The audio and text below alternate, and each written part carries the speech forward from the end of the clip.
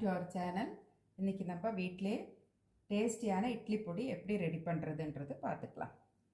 அதுக்கு தேவையான பொருட்கள் என்னன்றது பார்த்துக்கலாம். முதல்ல ஒரு கப்பு அரிசி எடுத்திருக்கேன், புழுங்கல் அரிசி. அதே கப்புக்கு ஒரு கப்பு உளுத்தம்பருப்பு எடுத்திருக்கேன். உளுத்தம்பருப்பு நான் கருப்பு கலர் உளுத்தம்பருப்பு தான் எடுத்திருக்கேன். சப்போஸ் உங்கள் வீட்டில் வெள்ளை கலர் உளுத்தம்பருப்பு தான் இருக்குதுன்னா அதே யூஸ் பண்ணிக்கலாம். ரெண்டுமே ஒரே டேஸ்ட்டு தான் இருக்கும்.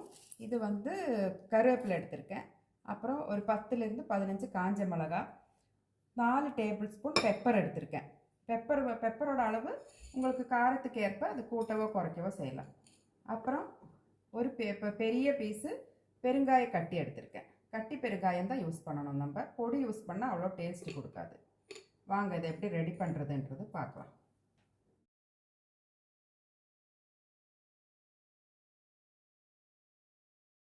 முதல்ல கடாய் வச்சுட்டு அதில் நம்ம எடுத்து வச்சிருக்கிற அரிசியை போட்டு வறுத்து எடுத்துக்கலாம். எண்ணெய் ஊற்றக்கூடாது. எண்ணெய் ஊற்றாமல் மீடியம் ஃப்ளேமில் வச்சு பொரிச்சு எடுத்துக்கலாம்.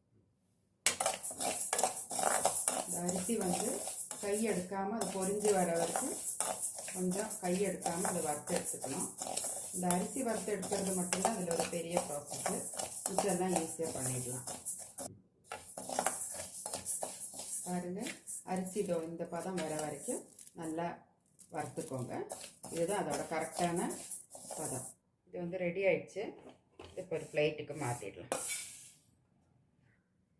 இப்போது அதே கடாயில் கொஞ்சம் எண்ணெய் ஊற்றிக்கோங்க. கொஞ்சம் நல்லா சூடான பிறகு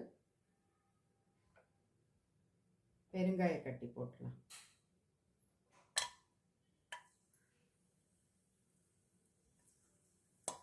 பெருங்காயம் நல்லா வறுத்து எடுத்துக்கணும்.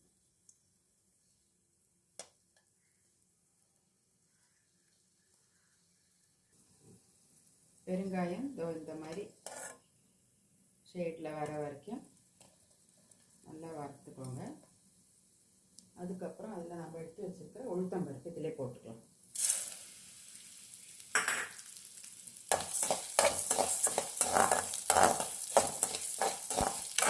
உளுத்தம்பருப்பு அதே மாதிரி நல்லா வறுத்துக்கணும்.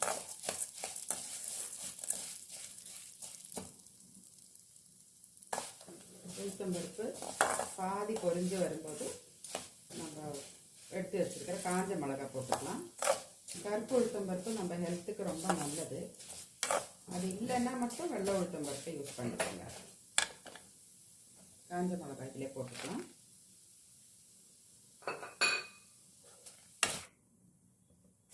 இந்த உளுத்தம்பருப்பு மிளகாலாம் பொரிஞ்சு வரும்போது நல்ல வாசனை வரும்.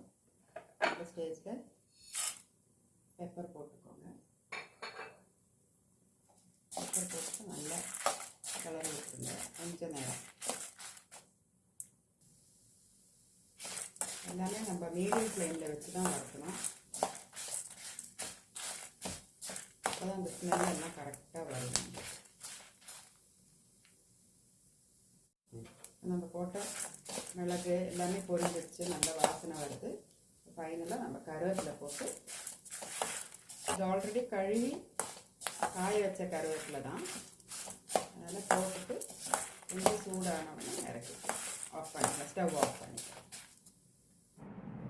இப்போது நம்ம வறுத்து வச்சுருக்கிற எல்லா பொருளும் ஆறின பிறகு ஒரு மிக்ஸி ஜாருக்கு மாற்றிடலாம். ஆல்ரெடி வறுத்து வச்சுருந்தோம் இல்லையா அரிசி, அது முதல்ல போட்டு மிச்ச பொருளெல்லாம் அதில் சேர்த்துக்கணும்.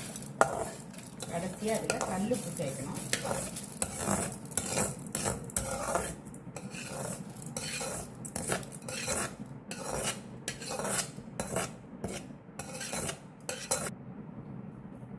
இப்போ தேவையான அளவுக்கு கல்லுப்பு போட்டுக்கலாம். முதல்ல கொஞ்சம் போட்டால் போதும், பத்தலைன்னா நம்ம அப்புறம் சேர்த்துக்கலாம். அதிகமாகிடுச்சுன்னா ஒன்றும் பண்ண முடியாது. எல்லாத்தையும் அரைச்சிட்டு எடுத்துகிட்டு வரேன் நான். இப்போது நம்ம மிக்சியில் போட்ட எல்லா பொருளும் அரைச்சி எடுத்துகிட்டு வந்திருக்கேன். அதோட பதம் இது தான் பாருங்கள், நல்லா நைஸாக அரைச்சிருக்கேன். இதில் உப்பு காரம் எல்லாமே கரெக்டாக இருக்குது. உங்களோட டேஸ்ட்டுக்கு ஏற்ப காரம் கூட்டவோ குறைக்கவோ செஞ்சுக்கலாம்.